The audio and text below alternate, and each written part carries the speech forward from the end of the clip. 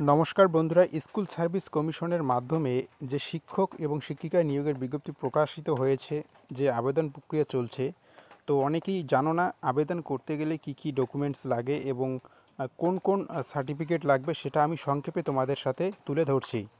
তো দেখো বন্ধুরা, স্কুল সার্ভিস কমিশন এর পক্ষ থেকে এসএসসির যে স্কুল শিক্ষক নিয়োগ নবম দশমের মোট শূন্যপদ রয়েছে 23,212টি। একাদশ দ্বাদশে মোট শূন্যপদ রয়েছে 12,514টি।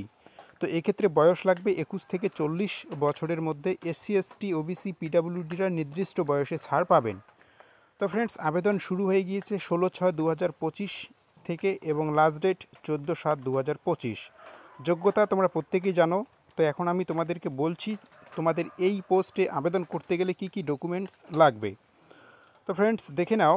আবেদন করার জন্য প্রথমেই যে ডকুমেন্টসটা লাগবে, মাধ্যমিক অ্যাডমিট মার্কশিট এবং সার্টিফিকেট।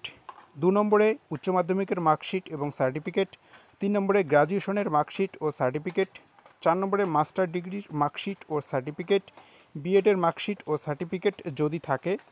এছাড়া আধার কার্ড এবং মোবাইল নম্বর লাগবে। এর সাথে ফ্রেন্ডস অবশ্যই একটি বৈধ ইমেল আইডি এবং ফোন নম্বর লাগবে। তার সাথে ফটো এবং নিজস্ব সিগনেচার অবশ্যই লাগবে। তো যদি আরও কিছু বিস্তারিত বিষয় জানার থাকে কমেন্ট বক্সে কমেন্ট করবে। আমি তোমাদের সুবিধার্থে একটি বিস্তারিত ভিডিও আমার এই চ্যানেলে দিয়ে রেখেছি। তো অবশ্যই তোমরা এই ভিডিওটা প্রত্যেকেই দেখে নিবে।